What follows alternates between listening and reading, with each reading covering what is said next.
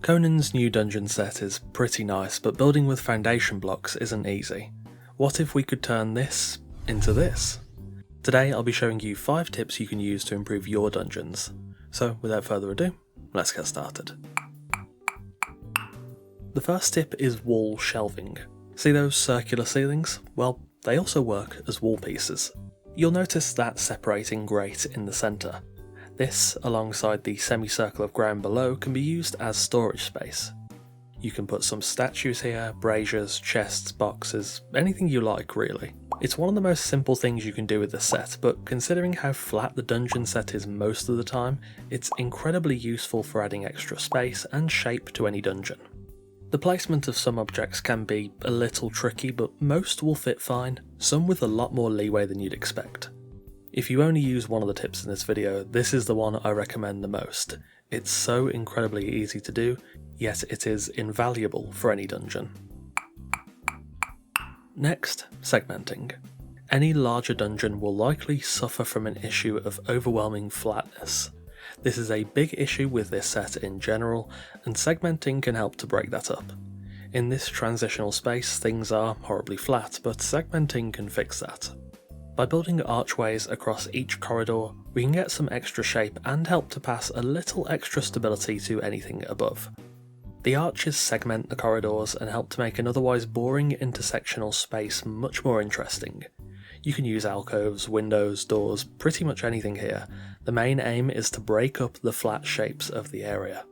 This is also really useful in large, long dungeons where segmenting can add some much needed shape. This tip is definitely more geared towards large dungeons, but it does work very well, and you can kind of adjust it to work with smaller ones too. Thirdly, corner alcoves. This is similar to wall shelving, though with a different purpose.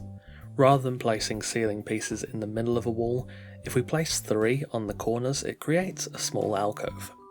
You can use these alcoves for anything really, even extra storage, especially if you extend it up to the second tile. However, I quite like to use it for lighting. It's a good way to include some extra spill lighting across the room without encroaching on the interior space. Of course, they can also be used for decoration, a section where you can place some statues or other features to further elevate the room. Corner alcoves are incredibly simple, yet very effective.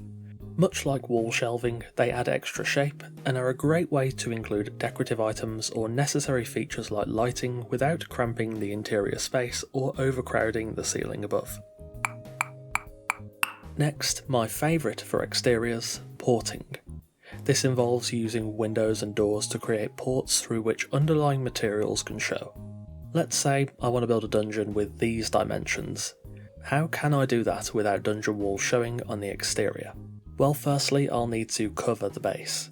I can do that by establishing a ring of supported ceilings around the base plate. I can then remove the interior foundations, place a door frame as desired, then replace the foundation and remove the ceiling. Doing that all the way around results in a properly ported base plate, and we can then continue with the rest of the design. From there, it really only gets easier. Build up the exterior walls as you would for a regular build before you build the dungeon pieces on the interior and you're set. The previous interactions with door frames work as expected here, but windows also work very well. Place windows on the exterior and then dungeon windows on the interior, and the two will usually match up pretty well, especially with arena. However, if you are doing this, I would probably avoid the small to medium windows and the flotsam windows, as I don't think they would work terribly well. Once the build is finished off, we have a reasonably small design that not only has a dungeon, but uses it to decorate part of the build that otherwise would have been quite flat and ugly. This tip is great for builds small and large, and adds a nice accent function to the dungeon set, which is otherwise not really intended to be viewed from the exterior. Finally, shaping ceilings. One of the worst parts of the dungeon set is the ceilings. Even after alcoves, segmenting and the like, ceilings are often just, well, flat and kinda boring. What if they could look like this instead? Well, I'll show you how I did it. Firstly, I started with a large square base plate with a 2x2 at the centre and some corner alcoves, although they're not necessary. From there, I'm going to use rounded pieces to create incomplete circles that I can then cap with ceiling pieces and basically just repeat the process until I reach the central 2x2, at which point I create a complete circular ceiling hole.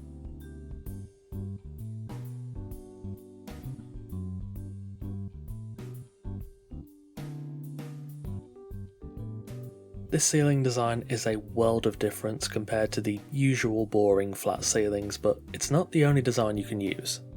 If you just use the ceiling pieces, you are somewhat limited, but experimentation is key here. Using other material packs here is a great idea. You can achieve a wealth of looks and feels with different designs that really help to break the stale ceilings that usually arise from the dungeon set. Creating interesting ceilings is really a test of your creativity, and basically, if you just keep experimenting, you'll continually find new and interesting ways to build these ceilings. And there we have it, 5 tips you can use with the Lost Dungeon set that should help you think outside the box and create some great dungeons. Thanks for watching, and of course a massive thanks to our wonderful esteemed coffee cultists for continuing to support the channel over on Patreon. The Lost Dungeon set can feel a bit restrictive at first, I definitely felt that too, but as I play around with it more, it's a lot more flexible than I first thought, especially when you just experiment and kinda see what works. Don't forget to subscribe if you enjoyed. Again, thanks for watching, take care, and I'll see you soon.